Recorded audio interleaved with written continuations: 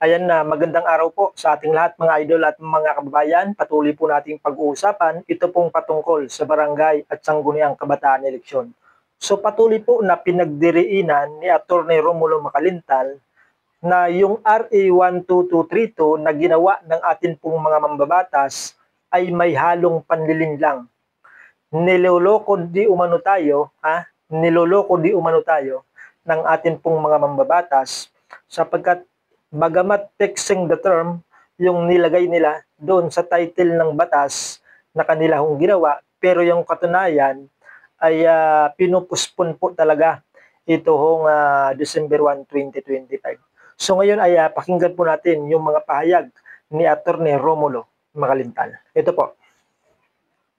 Na yan panlilinlang, deceptive, at inililigaw nila ang taong bayan.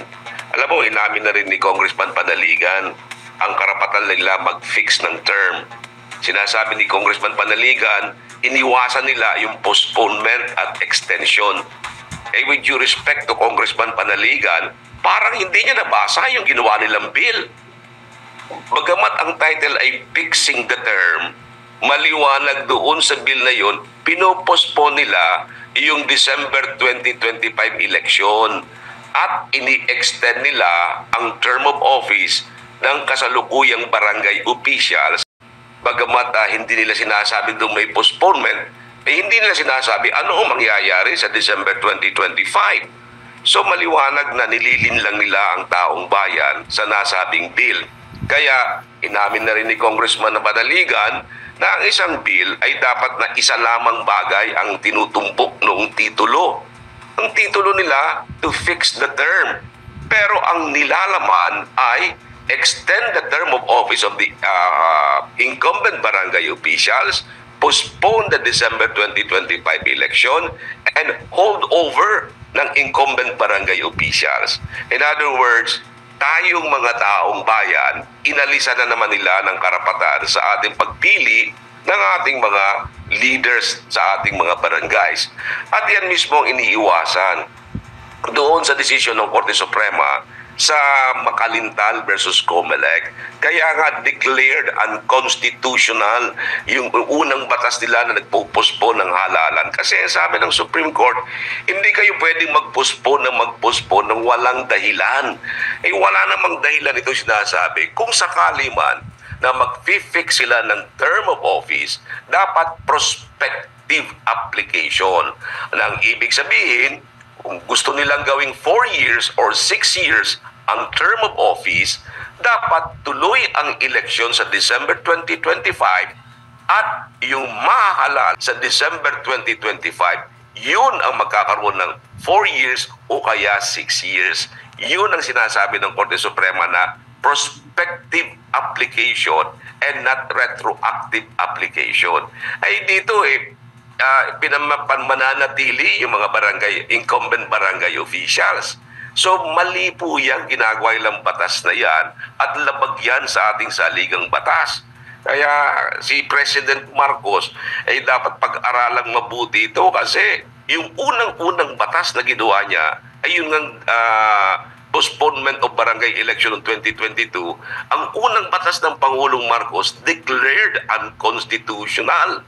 Ay ito, panibagong batas na naman ito, baka ma-declared unconstitutional na naman ito, ay nakakahiya naman sa ating Pangulo na mga batas niya ay na-declared unconstitutional. Kaya sana, pag-aralan nilang mabuti ito sapagkat ito ay labag sa saligang batas at labag sa karapatan ng taong bayan na mamili ng kanilang mga leader sa ating bansa. So, Attorney, mapa yung term ay postponing, fixing, extending ay mga problematic terms. Nililigaw nila taong bayan. They deceive the people. They disguise it as fixing the term. Pero ang katotohanan, extending the term of office of incumbent barangay officials and postponing the December 2025 election. Kaya yan bagay na yan ay dapat na makarating sa ating Korte Suprema at para malaman din ng taong bayan na niloloko tayo, nililinlang tayo ng ating mga mambabatas. Kaya nga tayong taong bayan, palagay ko dapat magising na po tayo. Tumutol po tayo. Kayo mga nakikinig ngayon, tinatanggalan po kayo ng karapatan bumoto sa darating na barangay election. Tayong lahat, tinatanggal ang karapatan natin na palitan natin ang mga barangay officials na wala namang ginagawa sa ating mga barangays. Tinaalisan tayo ng karapatan natin bumoto sa saligang batas dahil sa ilalim ng saligang batas, karapatan natin yan. At ang ginagawa nila, namumulitika itong mga politikong ito. Ito ay kanilang mga political promises sa ating mga barangay officials para sa darating na halalan ay maingganyo sila na iboto sila sa darating na halalan. Kasi ganyan ang ganyan. Mapapansin ninyo noon, ang mga postponement ng halalan, laging ginagawa pag malapit ang halalan ng local Ayun elective. nga, sir. Opo, So, parang, laging ganyan. Opo. Kasi, Parang pagpa-plot na ito, attorney. para bang pinapain nila yan sa kanila na, tutulungan namin kayo ha, magpupospon tayo ng halalan, pero iboboto nyo kami. Sa darating na halalan, suportahan nyo kami. Ayan mismo sinabi ko sa ating Korte Suprema doon sa Makalintal versus Comelec. Nung magkaroon kami ng oral arguments sa Supreme Court, tinanong ako ng mga justices, Attorney Makalintal, ano sa palagay mo, bakit pala'y lagi ang postponement? Ang sabi ko, alam mo, your honors, political considerations po ito. Political promises po yan. Kaya dahil sa pinupolitika nila ang barangay elections na yan, nawawalan tayo ng karapatan, tayong taong bayan. At alam mo, sinabi pa ni Congressman Panaligan, para daw mawala yung partisan. Yes. Kasi ang sinasabi niya, ang barangay officials dapat non-partisan. Hinahamon ko si Congressman Panaligan, ituro nga po ninyo sa amin kung anong batas ang sinasabi ninyo na nakalagay na ang barangay officials ay non-partisan. Kahit pagbalik-balik na rin ninyo ang Omnibus Election Code, lahat ng election laws, lahat ng ating constitution, wala pong nakalagay doon na ang barangay officials ay non-partisan. Ano sinasabi ni Congressman na para daw maging independent? Ano sinasabi ng mga mambabatas na non-partisan barangay officials? Nais ko pong ituwid kayo, ang sinasabi ng batas, ang barangay election ang non-partisan. Nang ibig sabihin, sa barangay election, walang political parties na magno-nominate ng mga barangay officials.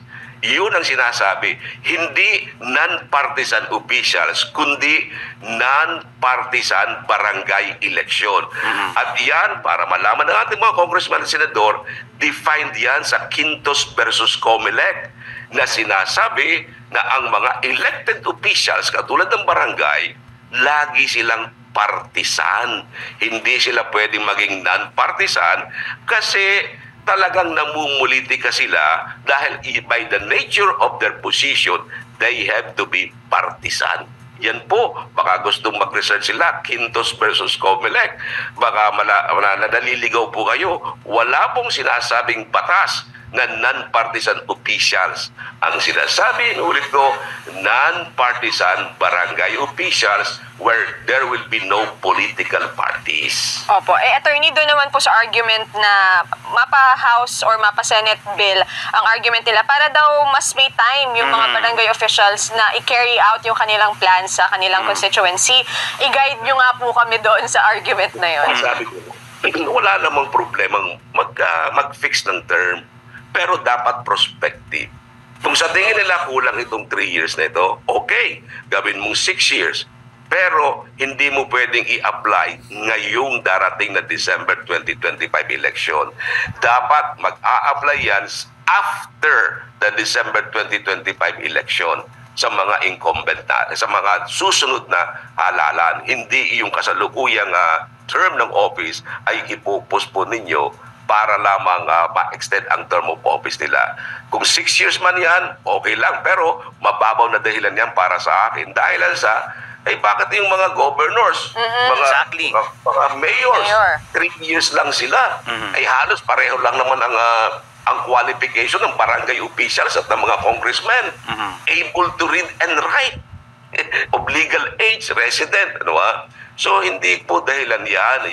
We extend, kung mas taas pa ang kanilang posisyon kaysa doon sa kanilang mga boss. Kasi mga barangay officials na yan, ang pinaka-boss nila, supervisors, mga mayors, mga governors, pangulo. Yan ang halos namumuno ng lahat ng LGUs natin.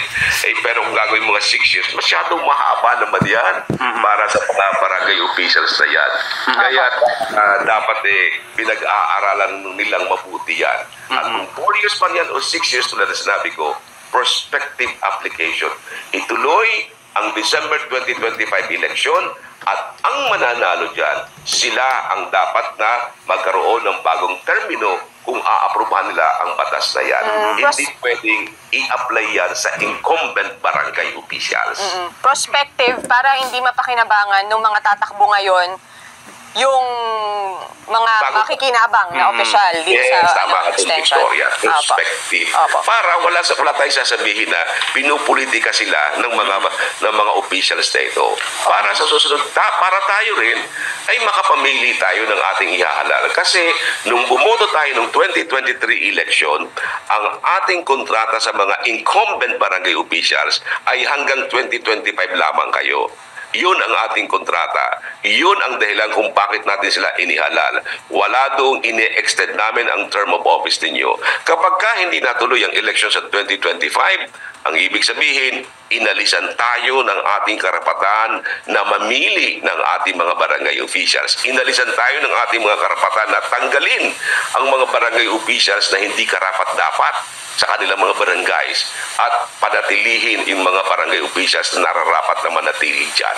Kaya dapat yan ay pinag-aaralan mabuti ng ating Pangulo kung sakaling itutuloy yan ng ating Kongreso. Yun nga, attorney, ang isa ring pangamba ng ilan, hindi kaya maging president ito o maging basihan para maipush din yung mga pagsusulong before na magkaroon ng term limit extension ang presidente, yung highest officials ng government dahil magkakaroon ng ganito kung sakali. Well, hindi naman maaaring mangyari dahil sa iyan ay may kailangan ng pagbabago ng ating saligang batas. Pero hindi mo malaman kung iyan ngang sa saligang batas ay sinabing fix the term. Noong sinabing hanggang December 2025 ang term nila, they already fixed the term. Hindi nila pwedeng baguhin yan sapagkat ginawa na nila ang sinasabi ng ating saligang batas. Nag-fix ka ng term ng office ng barangay officials na yan at yung term na yan, dapat manatili yan hanggang matapos nila ang kanilang panunungkulan.